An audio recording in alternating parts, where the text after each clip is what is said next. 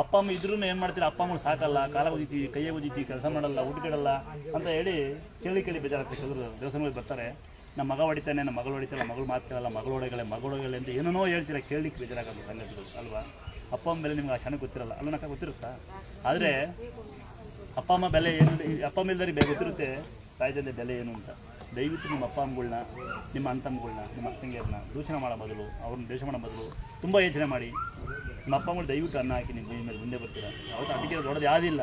ಎರಡನೇದು ಹೆಂಗೆ ಗೊತ್ತಾ, ಬೇರೆ ಯಾರ ಬಗ್ಗೆ ಮಾತಾಡಬೇಡಿ, ಬೇರೆ ಸುದ್ದಿ ಮಾತಾಡಬೇಡಿ. ಮೂರನೇ ಏನು ಗೊತ್ತಾ, ಸಾಲ ಮಾಡಬೇಡಿ, ಆಶೆ ಕಾಚಾಚಿ 4 ಜನ ಸಹಾಯ ಮಾಡಿ.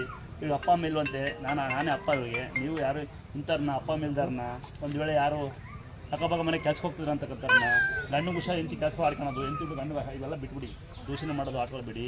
ಇಂಥ ತಂಗಿಯರು ಯಾರು ಮಕ್ಕಳು ಇಂಥವ್ರು ಯಾರಿದ್ದೀರಾ, ಅಪ್ಪ ಅಮ್ಮ ಇಲ್ಲ, ಅಕ್ಕ ಕಲ್ತಿ ಬಾಕಪ್ಪ ಯಾರಿದ್ದೀರಾ, ಇಂಥ ತಂಗಿಯರು ಇಂಥ ಮಕ್ಕಳು ಯಾವನಾರ ಬ್ಯಾಡ್ ಮೆಷ ಮಾಡಿರ್ತೀವಿ, ಬ್ಯಾಡ್ ಮೆಷ ಮಾಡಿರೋ ಮಕ್ಕಳು ಬರುತ್ತೆ. ನನಗೆ ಯಾವಾಗ ನಮಗೆ ಅಂದರೆ ಒಬ್ಬರಿಗೆ ಮುಟ್ಟಿದ್ದೀನಿ, ಸೀರೆ ಕೊಟ್ಬಿಡಿ ಅಂದ್ರೆ ನನಗೆ ಮುಟ್ತಾರೆ, ಅದಕ್ಕೆ ಬೇರೆ ಮೆಷ ಹಾಕೊಂಡು ಸೀರೆ ಕೊಡೋ ಹೆಂಗಸರು ಮುಟ್ತಾರೆ ಅಂತ, ಅಥವಾ ಇಲ್ಲಿ ಬೈತಾರೆ ಅಂತ ಹಾಕ್ಯಾರ, ಇಲ್ಲೇನೂ ಇಲ್ಲ ಅಂತ ಹಾಕ್ತೀರಾ. ನಿಮಗೆ ನಂಬಿಕೆ ಇದ್ರೆ ಬನ್ನಿ, ಅಥವಾ ನಂಬಿಕೆ ಎಲ್ಲ ಬರಬೇಡಿ. ಯಾರ ಮೊನ್ನೆ ಮೆಸೇಜ್ ಮಾಡಿದ್ದಾನೆ, ಅಲ್ಲಿ ಏನೂ ಇಲ್ಲ, ಹಳ್ಳ ದಾಟಬೇಕು ಭಾಳ ಕಷ್ಟ ಅಂತಾನೆ. ಹಳ್ಳ ದಾಟಿದ್ರೆ ಪುಣ್ಯ ಅಲ್ಲ, ನೀರು ಬಂದರೆ ದೇವಸ್ಥಾನ ನೀರು ಬಂದರೆ ಪುಣ್ಯ ಅಂತ ನಮ್ಮ ಅಕ್ಕ ಹೇಳ್ತಾರೆ. ಅದನ್ನಕ್ಕ ಎಂಥ ಪುಣ್ಯದ ಹಳ್ಳ ಗೊತ್ತಾಯಿದೆ, ಅವ್ರಿಗೆ ಗೊತ್ತೇ ಇಲ್ಲ, ವ್ಯವಸ್ಥೆ ಇಲ್ಲ. ಸ್ವಾಮಿ ಹೇಳ ಸುಳ್ಳು ಅಂತ ನಂಬಿಕಿದ್ರೆ ಬನ್ನಿಯಪ್ಪ. ನಾವು ಯಾರು ಸುಳ್ಳು ಮಾಡೋದು, ಮೋಸ ಮಾಡೋದು, ನಂಬಿಸೋದು ಅವೆಲ್ಲ ಏನು ಮಾಡಲ್ಲ. ಏನೋ ಕರೆಕ್ಟೇನ, ಯಾರೇ ಬೇಡ. ನೀವು ಯಾರೇ ಬ್ಯಾಡ್ ಮೆಸೇಜ್ ಮಾಡಿರೋ ಮಕ್ಕಳು, ನೀವು ಯಾರೇ ಬ್ಯಾಡ್ ಮೆಸೇಜ್ ಮಾಡಿರೋ, ಇವಾಗ ಅಪ್ಪ ಇಲ್ಲ ಅಂತೆ, ನಾನೇ ಅಪ್ಪ, ದತ್ತು ಅಪ್ಪ. ಇವಾಗ ಅಪ್ಪ ಅಮ್ಮ ಇಬ್ಬರಿಲ್ಲ ಅಂತೆ, ಯಾವೇ ಅಪ್ಪ ಅಮ್ಮ ನೀವು ಹಿಂಗೆ ಅಪ್ಪ ಅಮ್ಮ ಆಗ್ತಿರಲ್ಲ. ಇವ್ರಿಗೆ ತಂಗಿ ಅಪ್ಪ ಅಮ್ಮಗಳಾಗಣ. ನೀವು ಬ್ಯಾಡ್ ಮೆಸೇಜ್ ಮಾಡೋದು ನೀವು ಅಷ್ಟೇ ಲಾಯಕ. ನಿಮ್ಮ ಹೆಂಡತಿ ಮಕ್ಕಳು ನಿಮ್ಮ ಅಪ್ಪ ಅಮ್ಮನ ನೋಡ್ಕೊಳ್ಳಿ. ನೀವು ಯಾವನೇ ಬ್ಯಾಡ್ ಮೆಸೇಜ್ ಮಾಡಿರೋ, ಮಕ್ಕಳು ಬಿಟ್ಟು ಅಧಿಕಾರ ನನಗೆ ಇರೋದು, ನಮ್ಮ ತಂಗಿ ಬಿಟ್ಟು ಅಧಿಕಾರ ನನಗೆ ಇರೋದು. ಇಂಥ ಅದೃಷ್ಟ ನನಗೆ ತಾಯಿ ಕೊಟ್ಟಾಳೆ.